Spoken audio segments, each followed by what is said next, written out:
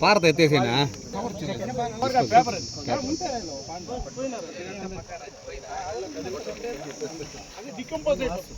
అవునా అది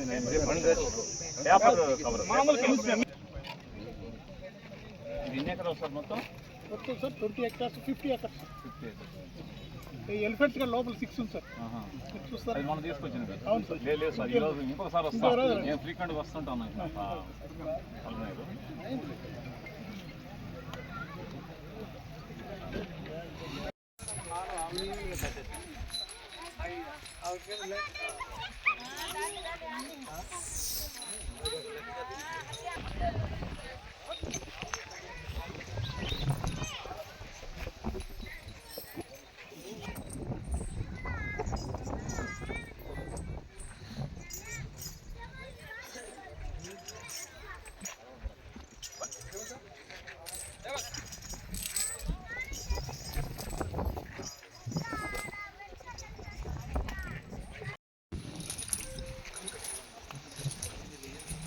అంటే లోపల ఫారెస్ట్ లో పెడతారు.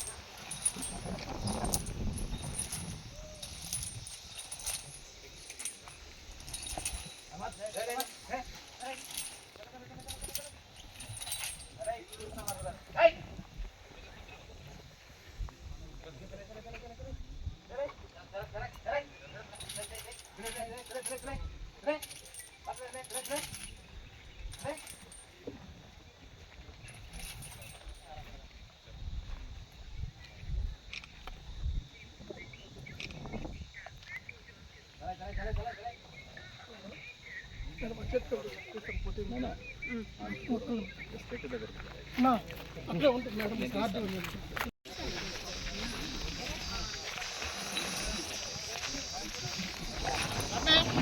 నీళ్ళు లేదు దాంట్లో వాటర్ లేదా అన్నీ ఉంది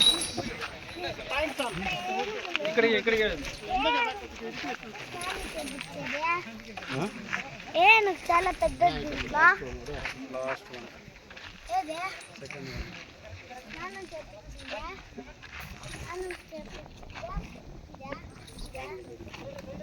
అదే నా పెద్దది అదే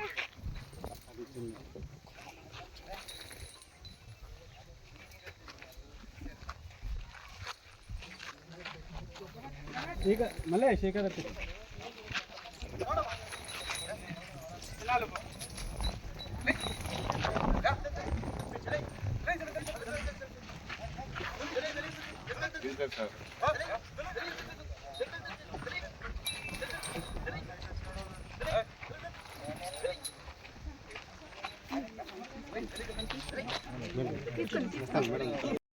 ఈ రోజున మనము ప్రపంచ పర్యావరణం గురించి అవగాహన కల్పించుకోవడము, తర్వాత పర్యావరణాన్ని ఎలా పరిరక్షించుకోవాలి అనే కార్యక్రమాన్ని చేపట్టడం జరుగుతుంది.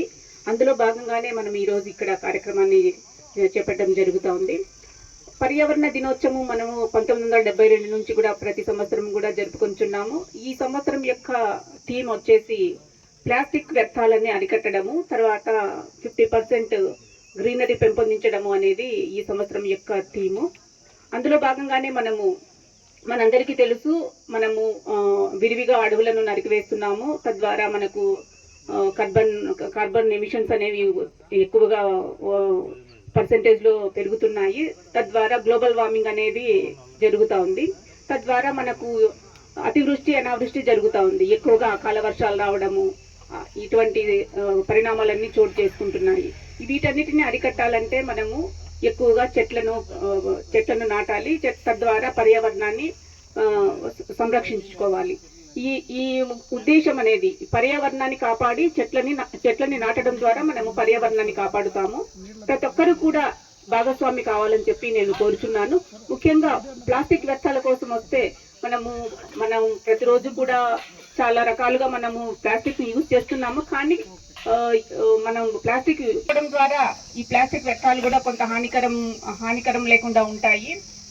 కొంత పరిమితిలో ఉన్న ప్లాస్టిక్ వాటిని మాత్రమే మనం యూజ్ చేసుకోవాలి. కొన్ని రీసైకిల్ చేసుకొని వేరే విధాలుగా ఇందాక డిపిఓ గారు చెప్పినట్లుగా మనం రోడ్డు వేయడానికి కూడా